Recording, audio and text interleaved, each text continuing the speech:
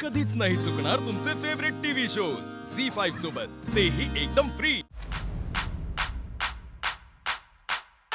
मला म्हणजे असं टेन्शन आलं की खेड्यागावाशिवाय मला दुसऱ्या गावाची माहिती नव्हती आणि मुंबई सिटीमध्ये जिकडं बघा रस्ते सारखे दिसतात, इकडं बघितलं ती सारखं दिसतं। मला जर मुंबईमध्ये सोडला तर माझ्या लक्षात बी राहणार नाही परत माघारी यायचं। सुभाष आणि मी सोबत होतो तर कसा पहिले पहिले आम्हाला म्हणजे समजतच नव्हता। आम्ही इथून निघालो, माझा पार्टनर होता अथर्व, मग कळून गेलो आता अथर्व जरा चंचल आहे।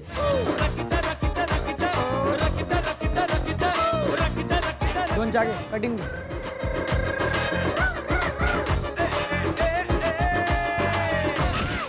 हो ते थोडी ट्रॅफिक आहे आपल्याला, तिथून सोल्डे मंक्शनवरून हरवणं बिरवणं तर नाही ना आपण काय की तू कशाला लोट घेतो? भाऊ आहे आपला।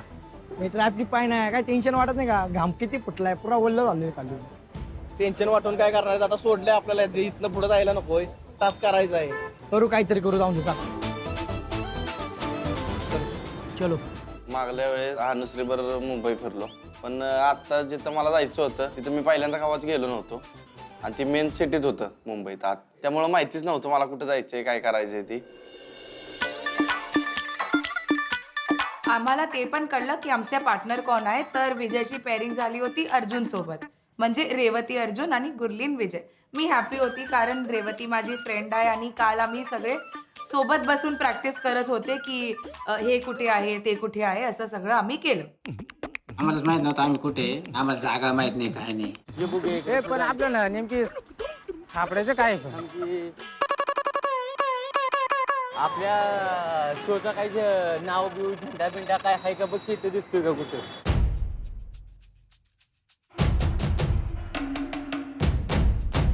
मग आम्ही ना भरपूर फिरलो, ते शोधायला फिरलो, येणलो आम्ही। फिरता फिरता मग आम्ही ना भरपूर लांब निघून गेलो, सापडत काय पाटी बिटी लायला असेल। बघूया नाव तर दिसते का बघ तरी, इकडे तिकडे कुठं काय आहे का? वो हात धरून चाल मा, एक तर काय आपण यायला सोडलं आपल्याला, पुढे आलो आपण। आम्ही कुठे होतो ते आम्हाला म्हणजे माहीतच नव्हतं, तास काय होतं ते बी माहीत नव्हतं आणि कुठं आहे ते बी माहीत नव्हतं। आम्ही दोघं तर एकदम म्हणजे डायरेक्ट हँग होऊन झालो होतो, म्हणजे नेमकी आता करायचं काय आता आपल्याला। दादा कुठला एरिया आहे दादा ह्यो? दादा खार खार रस्ता सांगायला माणसांकडे वेळ नाही, बोलायसाठी वेळ थांबत नाहीत माणसं। कळलं झालं कुठला खार आहे नेमका काय?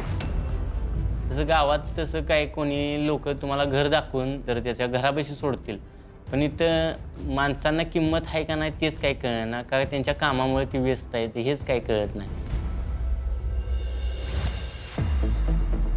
कोल्हापुरात आम्ही एवढं वर्ष राहून सुद्धा शाहूपुरी राजारामपुरीतनं शाहूपुरीच्या गल्ल्या माहीत नाही आणि मुंबई आयुष्यात पहिल्यांदा बघितली आणि तिथून इथं यायचं कसं माझ्या डोक्यात चालू होतं।